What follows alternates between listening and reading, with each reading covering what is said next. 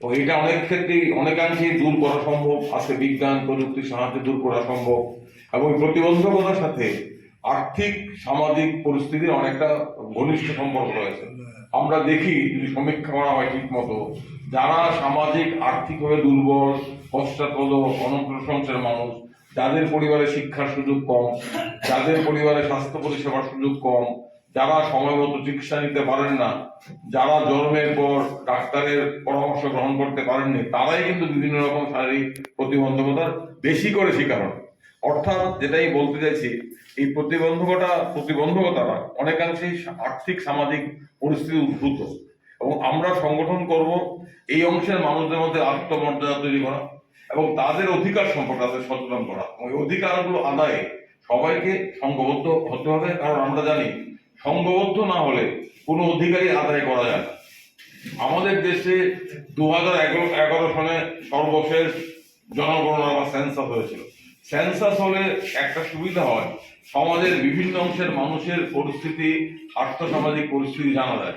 2011 সালে যে সেন্সাস হয়েছিল, সেই সেন্সাস থেকে আমরা আমাদের দেশে অন্যভাবে সক্ষম মানুষদের পরিস্থিতি সম্পর্কে কিছুটা ধারণা করতে পারি। সেখানে দেখা গেছে তৎকালীন সময় আমাদের দেশে জনসংখ্যা ছিল 121 কোটি টাকা, এটা 121 কোটি, এখন এটা দাঁড়িয়ে 140 কোটি অতিক্রম করে গেছে। তৎকালীন সময় 121 কোটির মধ্যে প্রতিবন্ধী মানুষ ছিল 2,68,00,000, অর্থাৎ মোট জনসংখ্যার 2.21%। এই এবং অর্থ দেখা যাচ্ছে আমাদের দেশে এই প্রতিবন্ধী মানুষের সংখ্যা, এটা আজ 2011 ছিল 2,68,00,000, আজকে 2024 এটা আরো বেড়েছে। অর্থাৎ ঠিকমতো পরিসংখ্যান নিলে দেখা যাবে সমাজের কমপক্ষে 3% মানুষ এই ধরনের শারীরিক সমস্যার সম্মুখীন, এবং তাদের জন্য রাষ্ট্রের এবং সমাজের অনেক করণীয়। এখানে একটা সমস্যা হলো, আমরা এমন একটা সমাজে বাস করি যে সমাজটা দাঁড়িয়ে আছে একটা কাঠামোগত হিংসার উপর, যে সমাজটা দাঁড়িয়ে আছে অর্থ শক্তির উপর। এখানে যারা সম্পদের মালিক তারাই সমস্ত কিছু ভোগ করেন, এবং একটা বিরাট অংশের মানুষ বঞ্চিত, বিরাট অংশের মানুষ প্রান্তিক অবস্থায় জীবনযাপন করেন। এই সমস্ত ব্যবস্থাটাই দাঁড়িয়ে আছে একটা কাঠামোগত হিংসার উপর। অনেকে যারা আমরা বলি স্ট্রাকচারাল ভায়োলেন্স, এই ব্যবস্থাটাই কাঠামোগত হিংসার উপর দাঁড়িয়ে আছে। এই কাঠামোগত হিংসার উপর দাঁড়ানো কোনো ব্যবস্থার মূল বৈশিষ্ট্য হচ্ছে এখানে সবসময় সবলদের আধিপত্য থাকে, সবলরা দুর্বলদের উপর অত্যাচার করে। কারা সবল? যাদের হাতে সম্পত্তি আছে, যাদের হাতে উৎপাদনের উপকরণ আছে, যাদের হাতে রাষ্ট্র আছে, তারাই সবল, যারা রাষ্ট্রকে পরিচালনা করে। এবং তারা সমস্ত ব্যবস্থাটাকে পরিচালনা করছে অধিকাংশ মানুষের স্বার্থের বিরুদ্ধে।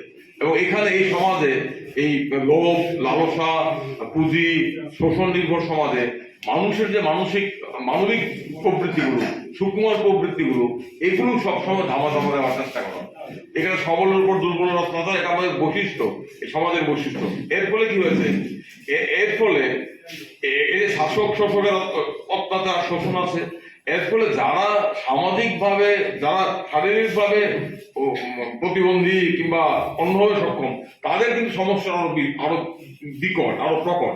সমগ্র সমাজটাই দাঁড়িয়ে আছে বৈষম্যের উপর, নিপীড়নের উপর। এবং এই বৈষম্য নিপীড়ন ভিত্তিক ব্যবস্থায় সব থেকে কুফল বেশি ভোগ করে তারা, যারা দুর্বল এবং এই অন্যভাবে সক্ষম মানুষরা আর্থিকভাবে দুর্বল, শারীরিকভাবে দুর্বল। সেই কারণে তাদের উপর এই কাঠামোগত হিংসার চাপটা সবচেয়ে বেশি পড়ে।